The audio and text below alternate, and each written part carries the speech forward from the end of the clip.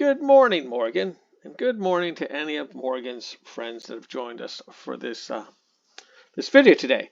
And today we're going to be talking about a couple of Python utilities, the argv and the argparse.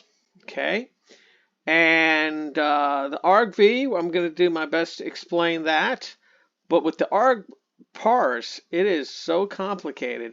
I'm going to actually have to create a whole series of videos, not as many as in this one, so that we can, all of us, because we're all learning together, understand the ins and outs of this utility, because it's going to be, because if you do this now, if you do the groundwork now, later on in your career, you're going to thank yourself, okay? Because while everybody else is digging through the manuals, you'll know exactly what to do. Okay, well, with that, let's begin the boring part. 10.3 Command line arguments. Common utility scripts often need to process command line arguments. These arguments are stored in the sys module's argv attribute as a list.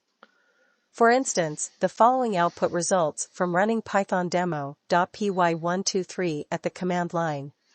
Okay, what is the command line? Okay, we can run our Python code in one of two ways. Like I've been running it in these videos where it's in a developer toolkit, and I can run it as a script, or from the command line. And what does that look like? That looks like this. Okay, it's an interactive session, and to call some Python code, you put the little $ space, and this is actually the name of the file, and these are, I guess these are variables of arguments that are going to go into the code. So when you run the argparse, all it does is it just takes it and puts all this stuff on a single line. So think of it as like this. It goes and it takes all the cells in a row, and then takes them and converts them into their own rows, okay, of one column. All right? So that's that. All right? And that's what this all is about. Now, argparse is a little more complicated.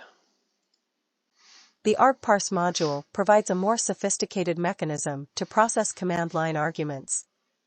The following script extracts one or more file names and an optional number of lines to be displayed. Okay, doesn't that look complicated? And that's why we're going to have a whole series of videos just on argparse. Okay? And with that, let's go ahead and move on to the sample code.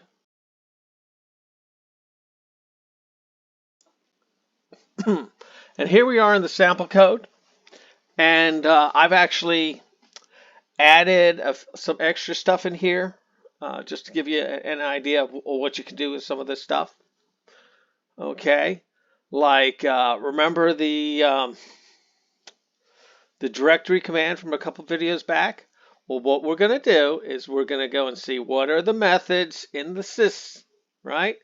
And then we're going to focus in on one of the methods, the argv, and see what kind of methods are underneath it. And as you can see, you can actually dig deeper and deeper into the code, because some of this stuff, remember, the house, the basement, and the rooms in the house, and sometimes you got to dig deep to find stuff in this code. Okay, and here we just find out how many arguments there are. What's the length? Okay, what's the total arguments we're looking with, right? And then now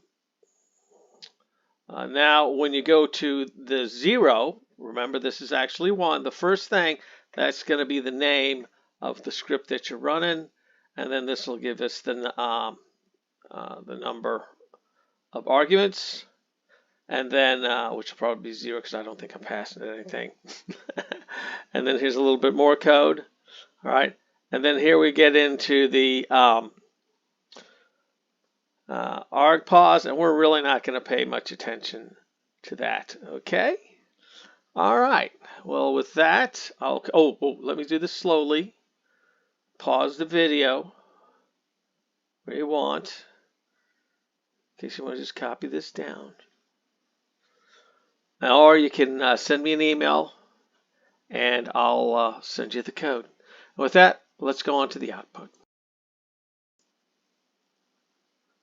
And here we are in the output of the program. These, remember the ones with the underscore and all that, that's all that like word system-y typey stuff. And here's the stuff that we want to look at. Look at all these methods underneath the system. Wow, that's a lot. Could you imagine if I had to do a whole series of videos on all of that stuff? Eventually, you're going to have to know what all this stuff does. But let's not think about this today. Like, for instance, where's the thing we're looking for? Starts with an A. Where is it? Okay, it's up here somewhere. Anyway, so I go into this and I go into the argv and bada bada boom, append. Here we go. There's all the stuff from there. How many arguments passed? 1. It's the name of the script. There you go. It's looking at the code that we just ran, and of course, it's not really doing anything. There's no variables, so there's no arguments. And that's it. And then we're going to forget about this until we do the series of videos specifically to the argparse. All right? Something for you to look forward to, as I'm sure you are. And until then, you guys behave. Don't cause too much trouble out there today. And we'll see you in the next video.